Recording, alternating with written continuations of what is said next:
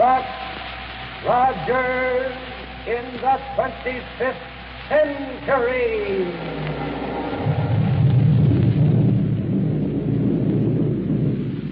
And a shower of silver dollars from Popsicle Pete's Money Box.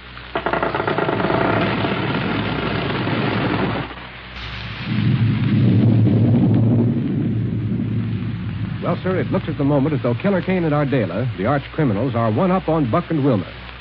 To begin with, they succeeded in stealing Buck's super rocket ship and Dr. Huer with it. Now they're flying at top speed through outer space toward one of the 10 moons of the planet Saturn. Hundreds and hundreds of thousands of miles behind them, Buck and Wilma doggedly follow the criminals' rocket trail, determined to rescue Dr. Huer at any cost. But now let's pick up our story in the rocket ship of Kane and Ardela. Here we go, 500 years into the future.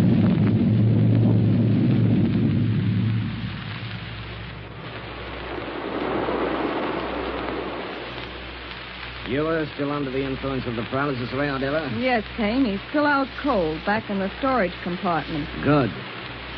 Now, we've left Mars far behind, and the moons of Saturn are dead ahead of us.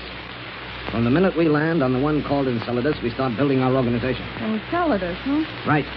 It's one of the least known moons of Saturn, so we'll be perfectly safe there. If we aren't being followed out here. Nobody's seen us. How could we be? By a rocket plane equipped with a gas analyzer. You're right, Ardela. I hadn't thought of it. Well, it's about time you did. Don't let it worry you. Watch. Why'd you cut the power? What are you going to do? Before cutting the power, I swung us wide from our course. Huh? Hey, take it easy, will you? Pipe down and hold tight to your control seat. By the time I'm through, there isn't a gas analyzer in existence that will be able to follow the trail of this ship. Hey, let me know when you're going to do that, will you? This is something that even your dear departed friend Rogers wouldn't have thought of.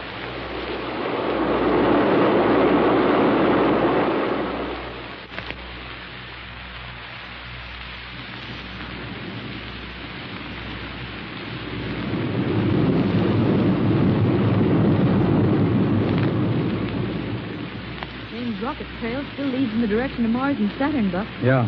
2 more hours of flying at this speed, and we should be able to spot his ship in the teleradioscope. I'll try another look on the viewplate now. Yeah, go ahead.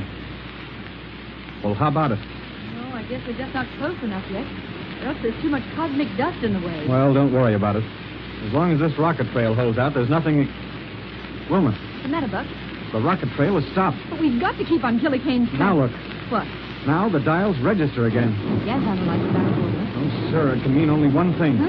Kane has deliberately swerved his ship around to make a crooked trail. Listen to our motors as we follow it. It doesn't make very comfortable flying. No, it doesn't, but... Now look. The trail is gone completely. Can't you pick it up again? I'm afraid not, Wilma. This is one of Kane's old tricks, and believe me, a clever one. Out here, where there's no air friction, his momentum is enough to carry him literally thousands of miles between short bursts of power. Maybe hundreds of thousands of miles.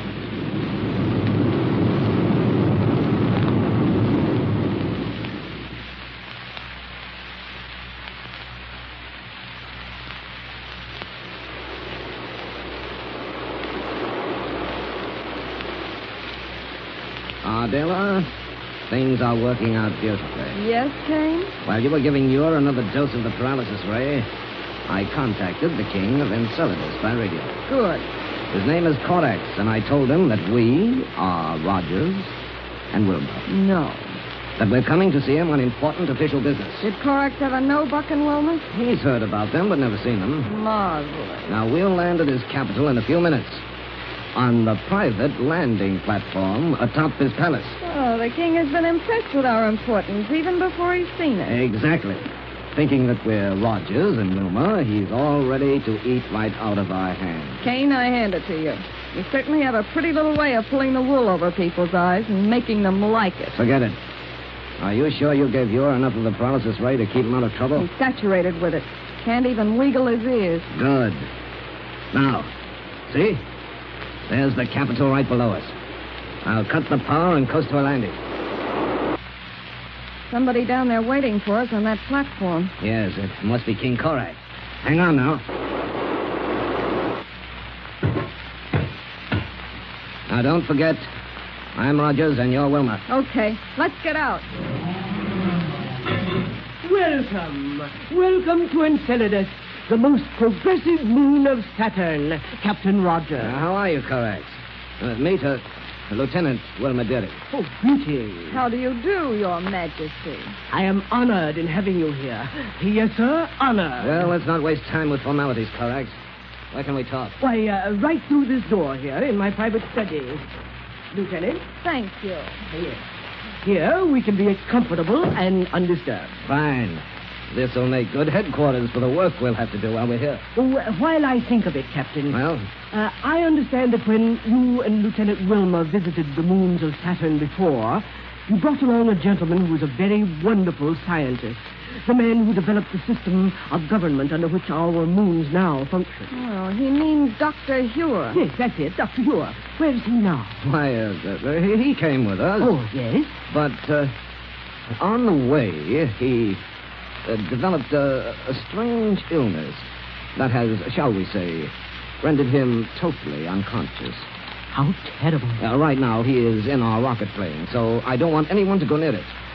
You must have complete and undisturbed rest. Well, isn't there something we can do for him? Nothing, Corax, except leave him entirely alone. Whatever you say. I'm sure you know what is best for him. Right. Now, let's get down to business. Yes. Yes, Captain Rogers. Huh? Yes. Now, Ardell, Lieutenant Wilma and I are here as delegates of the Interplanetary Council of Science. Yes. Our scientists have discovered that a large, unexplored planet far out of the solar system is planning to invade all the others with which we've established contact. Oh.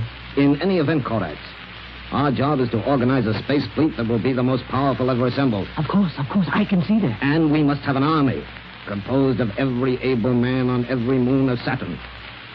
That army will be under my leadership, of course. Of course.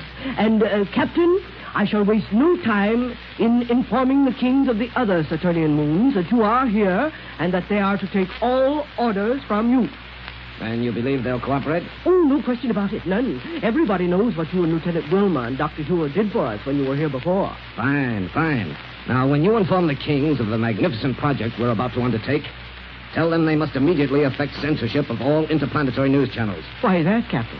Corax, no one outside of the Council and the people of the Saturnian moons know what is going on. What? Why, on the other planets, it would cause nothing short of panic. Oh, I see. Now, before going any further, I want it understood that you are to be my official representative. Oh, that is an honor I'm afraid I don't deserve.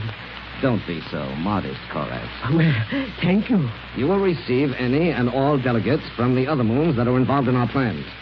It will save me a great deal of time. I shall serve you to the best of my ability. And if you'll pardon me, I think I'll contact the other kings right away. Fine. As long as this is going to be our headquarters, we'll stay right here. Oh, certainly. By all means. Well, I'm glad that part of the job is over. It certainly swallowed everything you said, Kane. Call me Buck. Okay. You know, Buck and Wilma apparently rated pretty high with these folks. They're willing to do anything you say. Well, compared to Earth people, these folks are all a bunch of weaklings. Shout at them once or twice, and they'll do anything you say. But why did you want Corax to arrange it so you wouldn't have to receive the other kings? I should think you'd want to talk to them personally. Some of them might remember our faces from our previous visit. Then we'd be in hot water. Okay. Now, what's the next step? We're going to put these people to work building spaceships. I see. With all the manpower that's available, it should be only a matter of days before we'll have a powerful enough space fleet to face anybody in the solar system who might try to make trouble for us.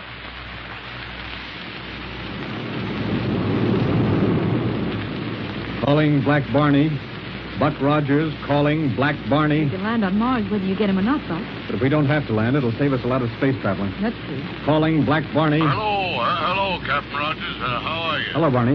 Why, I haven't heard from you since we got back from exploring under the Earth. But, I understand you're looking for Killer Kane and Ardela. Right. Have you seen any sign of him? Yes, sir.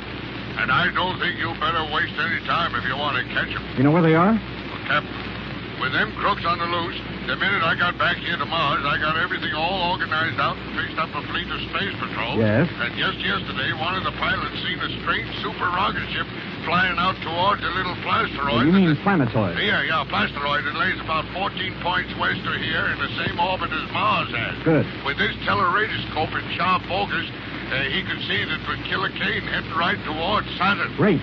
So you sent patrol ships after it. Well, Captain, Captain, I was sort of afraid to... What? You mean you let him get away? Well, Captain, in getting things all organized out in such a hurry, I forgot to equip any of my patrol ships with rocket guns or anything.